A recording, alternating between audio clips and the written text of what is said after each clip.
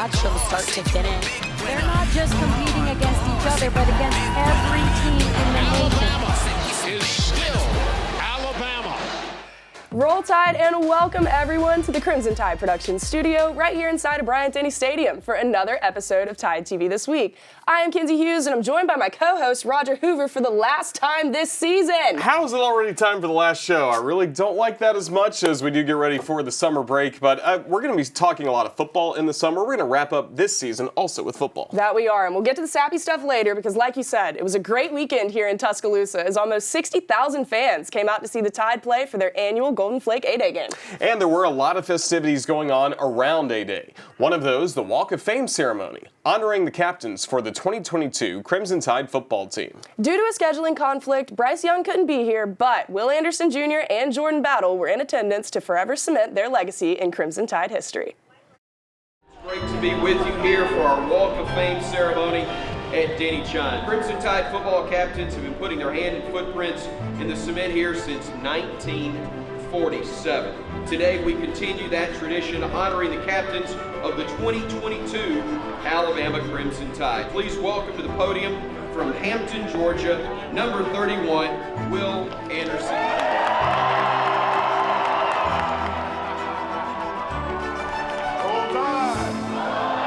From Fort Lauderdale, Florida, number 9, Jordan Battle.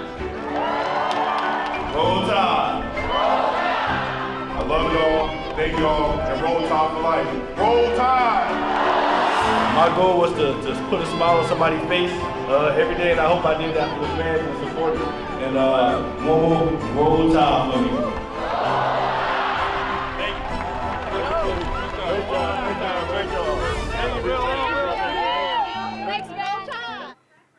It was a beautiful day inside of Bryant-Denny Stadium as the Crimson and White teams took the field for A-Day. And Jalen Milroe put the White team on the scoreboard first on their third drive of the game.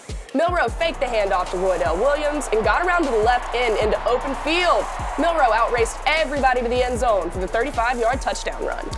Crimson team would respond on the next drive. Freshman Justice Haynes just arrived on campus a couple months ago and he's already making an impact. Haynes powered his way into the end zone to tie the game at 7-all. Another freshman that just arrived on campus, Dylan Lonergan, threw the first passing touchdown of the game as he connected with Haynes for this 6-yard score. Haynes' second touchdown of the game put the Crimson on top 14-7. After this incredible diving interception by Earl Little, Will Reichard made it a 10-point Crimson lead with a 22-yard field goal just before the half. Then, trying to make something happen before the half, Jalen Milroe, he's running around, he throws a Hail Mary into the end zone. But another true freshman came up with a big play. Caleb Downs intercepted Milroe's pass to keep the Crimson team on top at the half, 17-7. Upton Bellenfond made it 20 unanswered points for the Crimson team with this 39-yard field goal, but the White team answered right back on their next drive. Milroe threw a beautiful pass to Emmanuel Henderson Jr. in the corner of the end zone. That touchdown toss made it just a 6-point game. But unfortunately for the White team, Justice Haynes scored his third touchdown of the day in the fourth quarter. Then another Bellenfond field goal, this one from 49 yards out. It put the icing on the cake for the Crimson team as they led 30-14. The White team added a late score with just 20 seconds remaining. Milroe connected with JUCO transfer Malik Benson for the 9-yard touchdown strike as the Crimson team held on for the 30-21 win. I think all in all we had a good spring. I really like the spirit and the energy of this team. I think that everybody in spring practice probably gets tired of competing against each other at some point in time, but it was good to go out and play in front of a crowd today. I think that energized players to some degree, and I was very pleased with the crowd that we had. I think it goes a long way to helping people see what kind of passion we have for the football program here and the football team and how we support the team. Obviously, we had a lot of young guys out there, but I think the experience they gained throughout this spring was invaluable. And will certainly, help us in several positions on our team. And, I like this team. I look forward to this team. Are there things that we need to do better? No doubt. And we'll focus on those things and work to improve so that, they're not issues for us in the fall. But this was a good test, I think. The good guys played against the good guys, and ones played against the ones, the twos played against the twos, and I think that makes the game more challenging and a little bit easier to evaluate how people did. Justice Haynes led both teams with 3 touchdowns, 2 on the ground, and 1 receiving. Jalen Milroe was the game's leading rusher with 65 yards gained, while Ty Simpson gained 62.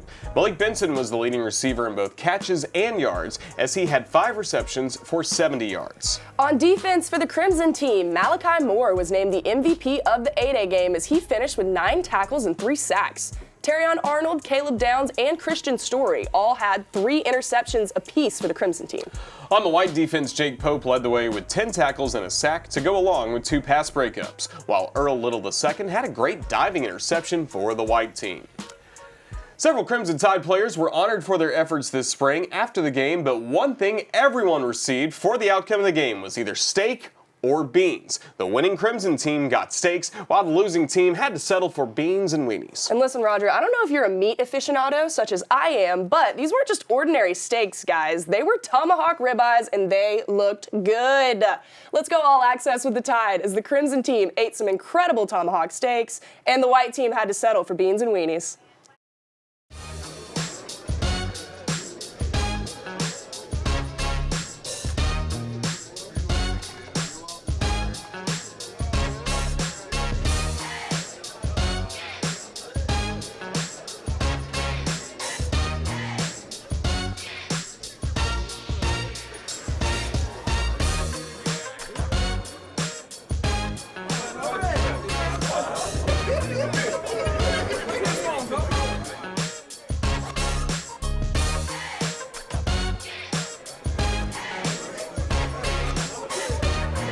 Win the steak, eat the beans. You know what I'm saying? Win the steak, eat the beans.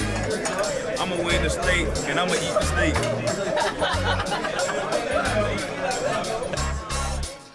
Tide TV This Week is presented by the University of Alabama, where legends are made. Ford, for great offers on F-150, see your local Ford dealer. Proud sponsor of the Crimson Tide. How about some noise at the Rhodes House? Sliding in around the tag is Dowling.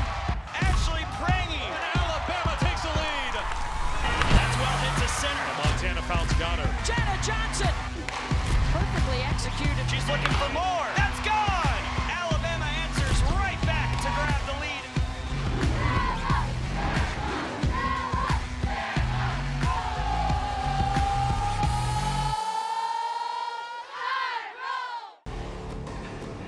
Welcome back to Tide TV This Week. After winning the series over Auburn the previous weekend, the Crimson Tide baseball team hit the road to begin the second half of the SEC schedule. Alabama traveled to chilly Columbia, Missouri to take on the Missouri Tigers for the 3-game series.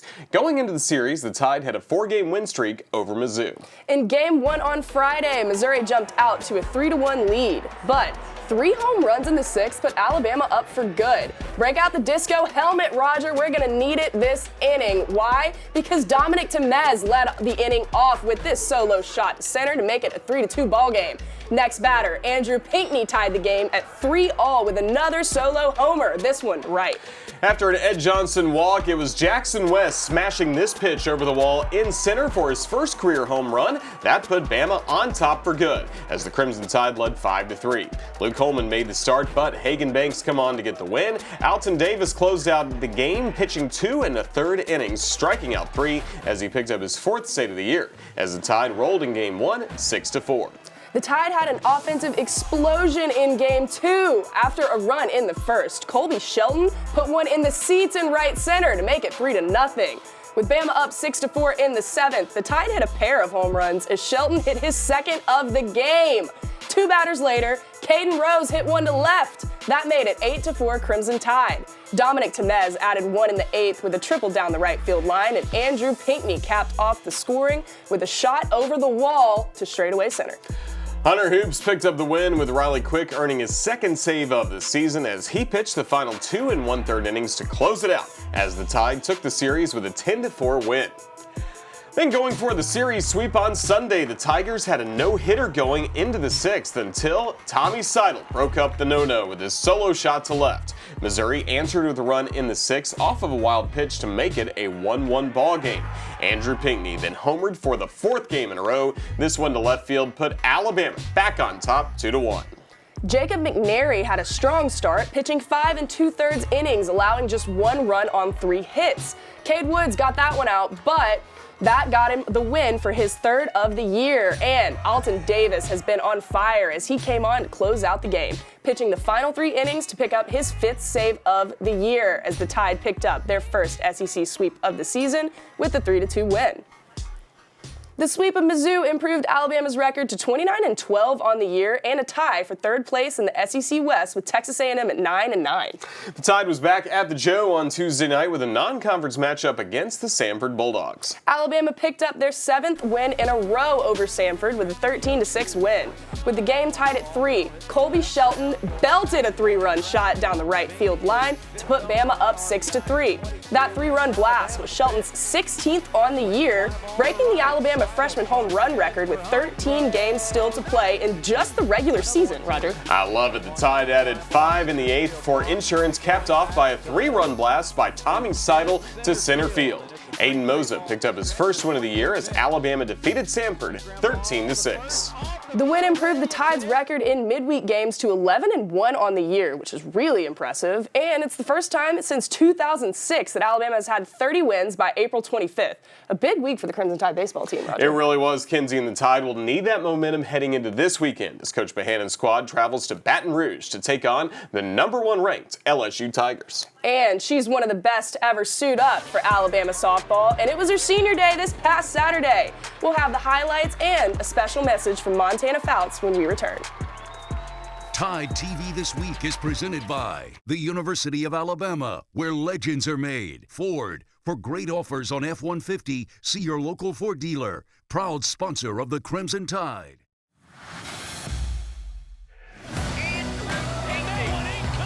Swing and a miss, strike 3, and that is your ball. Swing, miss, ball game. Hammer puts it into play. Are you kidding me? Struck him out looking with a fastball. Spectacular. In the dirt. Here comes Jim Jarvis. Alabama wins. Welcome back to Tide TV This Week. It was a big weekend on campus here at the University of Alabama. Football and track and field were in action along with the Alabama softball team. And for the first time since 2017, the 13th ranked Crimson Tide and the 19th ranked Auburn Tigers squared off here in Tuscaloosa. That they did. Friday night's game was rained out, so the Tide and the Tigers played 2 on Saturday. And it was senior day for game 1 on Saturday as Montana Fouts was honored. Fouts has been a member of the Crimson Tide softball team since 2019. Allie Shipman got the scoring going early. Shipman doubled down the right field line to score Jenna Johnson in the first. Then, in the 4th, Shipman cranked one over the fence and left to give Alabama the 2-0 lead. Shipman drove in another run in the 5th as she finished the day 3 for 3 with 2 runs scored and 3 RBI. And on her senior day, Montana Fouts showed why she's one of the best to ever suit up for the Crimson Tide. Fouts allowed just 3 hits and 1 run, striking out 7 as the Tide took game 1 by the final score of Alabama 6 and Auburn 1. Unfortunately, the Tigers won games 2 and 3 for the series win, but a great performance by Fouts on her senior day. Montana had a very special message for her coaches, family, teammates, and the fans before the game, and we have that for you now.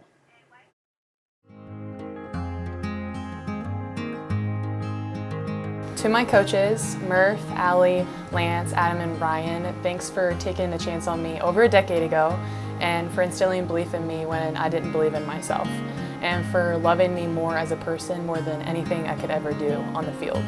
You created a space for me to be myself and love me through the highest of highs and the lowest of lows, and I couldn't thank you enough for that. And you loved me every step of the way, and I'm forever grateful for this family. 3, 4, 5, 6, 7, 8, 9, 10, 11. Montana Fouts throws a perfect game here in Oklahoma City. To my family, I don't even know where to start without countless days where you've sacrificed everything just for me to be able to throw a yellow ball.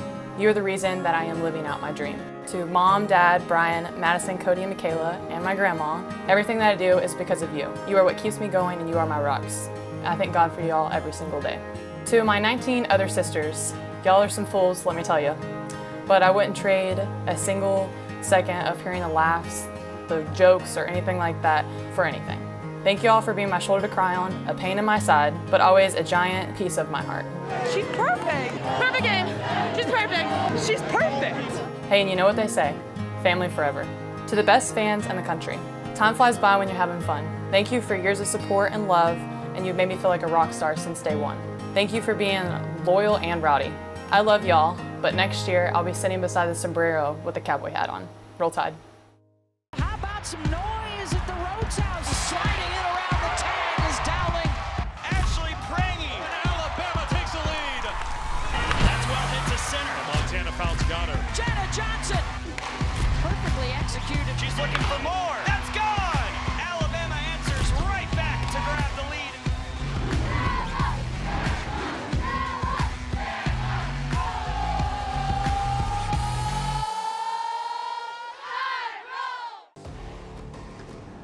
Welcome back to Tide TV this week. The Crimson Tide had a trio of teams competing for SEC championships this past week. The Alabama men's golf team was in action at the SEC championships in St. Simons Island, Georgia. The Tide made it all the way to match play of quarterfinals, where the 17th ranked Tide fell to number 1 Vanderbilt 4-1. The Alabama men's tennis team picked up a huge win in the SEC tournament as George Husak's squad upset 15th ranked Mississippi State 4-3 in their opening round match. The Tide's run in the SEC tournament ended in the quarterfinals against 5th ranked Kentucky 4-0. Jenny Mines ended her collegiate coaching career in the SEC tournament as the Tide fell to Vanderbilt 4-0. With Coach Mines' retirement, a new head coach was announced this week. Jonathan Verhane was named the new head coach of the Crimson Tide women's tennis team. He has been an assistant on Jenny Mines' staff for the past 5 seasons and was the head coach at Western Kentucky from 2014 through 2018.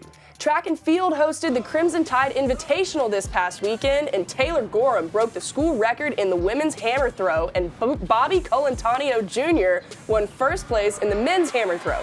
In all, the Crimson Tide won 8 events, including 27 top 5 finishes. The Alabama women's golf team was selected to compete in the NCAA Regionals for the 17th consecutive season. McPotter's team earned the number 9 seed in the Palm Beach Gardens Regional. Competition begins on May 8th.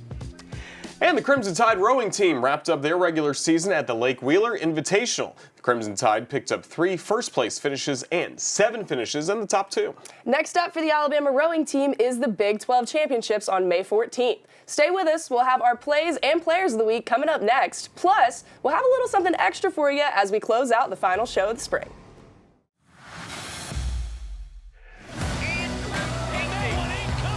Swing and a miss, strike 3, and that is your ball. Swing, miss, ball game. Hammer puts it into play. Are you kidding me? Struck him out looking with a fastball. Spectacular. In the dirt. Here comes Jim Jarvis. Alabama wins.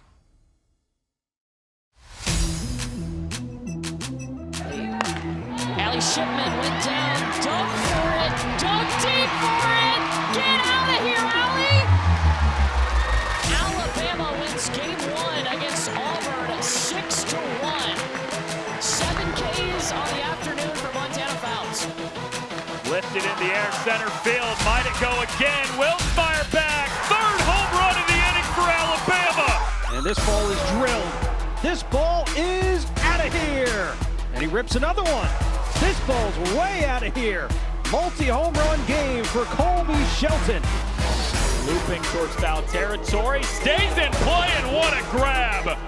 Oh, Jim Jarvis sliding over. 1-0. Fastball belted deep right field. Stay fair, baby. It is gone. Colby Shelton, 16 for his freshman year. He now matches the Bama freshman record, and it's a 6-3 Crimson Tide lead. Simpson across the middle, and that is picked off. What a beautiful play by Earl Little II. Looking deep this time, he's got a man. Catch is made. Touchdown, Emmanuel Henderson Jr. Simpson will throw. He's He's got a man down there. It is Burton. He reels it in. 10, 5. It's brought down at the 3-yard line. A touch. Second down at about 3. Play action. Milrose sees himself, and you're right. Forget about catching him. Freight train was on the loose. They did touch him, but nice try, Kool-Aid. Welcome back to Tide TV this week. So those are the ATI plays of the week. Now let's take a look at our players of the week brought to you by Legacy of Hope. Starting it off, Andrew Pinckney had a big weekend at the plate for the Crimson Tide as he homered in all 3 games in the Tide sweep over Missouri. And on the mound, Elton Davis II picked up 2 big saves for the Tide in games 1 and 3 of that series. In those 2 outings, Davis pitched 5 1/3 scoreless innings, allowing just 2 hits while striking out 6. Davis hasn't allowed a run in his last 10 appearances. Going to football, Malachi Moore was named the A-Day MVP as he finished with 9 tackles and 3 sacks for the Crimson team in their win. Also from the winning Crimson team, it was freshman running back Justice Haynes as he had a game-high 3 touchdowns, 2 on the ground and 1 through the air. For the final time this season, congratulations to our Legacy of Hope Players of the Week. Yeah, you mentioned final time. I hate to say this, Kinsey, but this is the final show of the spring. We hope you've enjoyed this past season of Tide TV This Week. I can't believe this is the last one. It's been a great being alongside you and the rest of this crew this past school year. It really has been fun. I've enjoyed it as well, Kinsey. We're going to take the summer off, but we'll be back in August with the start of the fall semester, and we'll get ready for some Alabama football. Hey, I'm already looking forward to it. I can't wait. But before we go, we want to share a little something with you. It's our favorite images from this past year. We hope you enjoy them. We will hopefully see you again soon. Until then, roll Tide, everybody. Roll Tide. I tell myself even today that I want it to all be worth it. But I've never really been able to define what worth it means. I think just looking back at this is worth it. This was all worth it. And there's a new champion in Tuscaloosa, the first soccer championship in school history. She scores! It had to be Parker. Alabama opens the Rashinda Reed era with a victory. She is starting to put a big gap between her and the rest of the field. Rachel Reyes with the moment of her life. The dream season rolls on to carry North Carolina. Crimson is in my blood now, and it's just the standard of excellence at Alabama in everything, on the field, on the court, in the classroom. Steps back in the end zone, touchdown Alabama! What a play by the Heisman Trophy winner. One of the best college football days of the year is underway. Alabama rolls to a 45-20 victory and play the song for the champions of the Southeastern Conference. Alabama Crimson Tide. Enjoy it, folks. Alabama champions again. Undisputed. SEC champions once again. Okay, ladies, all day. It's a 10 for Luisa Blanco. We've got ourselves a competition. The sellout crowd was not disappointed To secure the 44th no-hitter.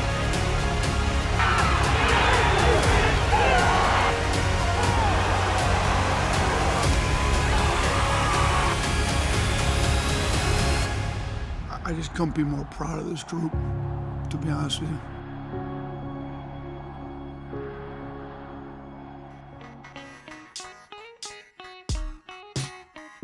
This has been a presentation from Learfield,